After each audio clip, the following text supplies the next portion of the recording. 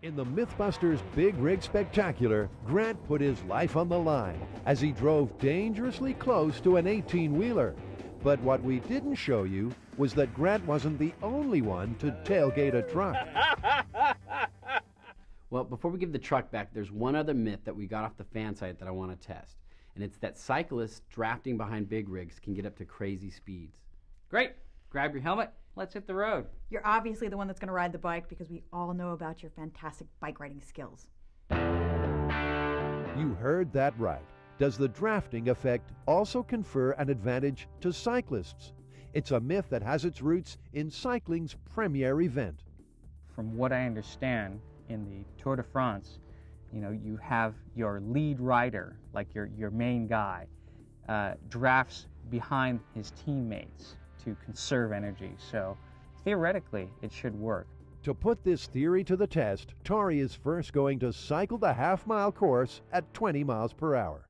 So to test whether you actually conserve energy while drafting, we have a heart rate monitor, and we're going to hook that up to Tory.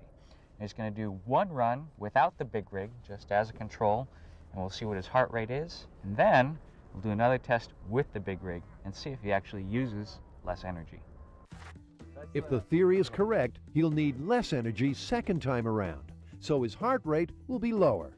Here you go, Power Ranger. All right, I'm going to go save the universe. To test drafting with the bicycle, Tory's going to have to keep a constant speed. He's going to keep track of it himself on his monitor, but just to make sure, I've got the LiDAR. I'm going to be checking his speed as well. So bring it on. This is control test, no big rig, 20 miles per hour. In 3, 2, 1, go. Like Lance Armstrong, Tory puts the pedal to the pedal.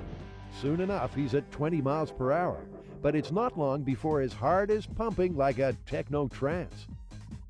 Carrie, looking like an extra from Star Trek, measures his speed. 22. So Tory may not be king of the mountains, but in a little over a minute, he's home. Nice. So I kept it at 20 miles pretty much the whole way. Yeah, I kept you in the range of about like 20 miles an hour. What I'm going to do now is I'm going to take a rest, let my heart rate get back down to about 100. We're going to do it again. This time we'll do it behind the truck, and we'll see if there's a difference between the heart rates. While Tory puts his feet up, It's a tough job, but someone's got to do it. Grant crunches the numbers. His average heart rate was 166 beats per minute. So in order for us to see if he's actually working less hard when he's drafting, that number of beats per minute should go down. Once Tory's recovered, everything's set for some big rig biking. Okay, so we are going to ramp up to 20 miles per hour and maintain that speed. 3, 2, 1, go.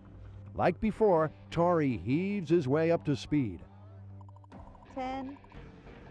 20 miles per hour, maintaining speed.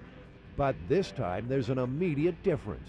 He's coasting, Maintaining 20 miles per hour. cruising along in the wake of the big rig. He even has time to talk to the cameraman. This is ridiculous. It's so easy. Big rig is approaching the finish line. And after 60 seconds of freewheeling, what's the verdict? That was amazing. I felt like I was coasting most of the time. The first run I did, I felt like I was pumping the entire time. This time, once I got up to 20 miles an hour, it felt like I was just like, there was no resistance whatsoever. Okay, so the results are in for Tory's bike drafting test, 20 miles per hour. It turns out that you actually had a lower heart rate and were able to maintain your speed longer when you were drafting the big rig. Dude, I totally felt the difference. So it sounds like the myth is plausible. It's plausible. Fantastic. Ooh.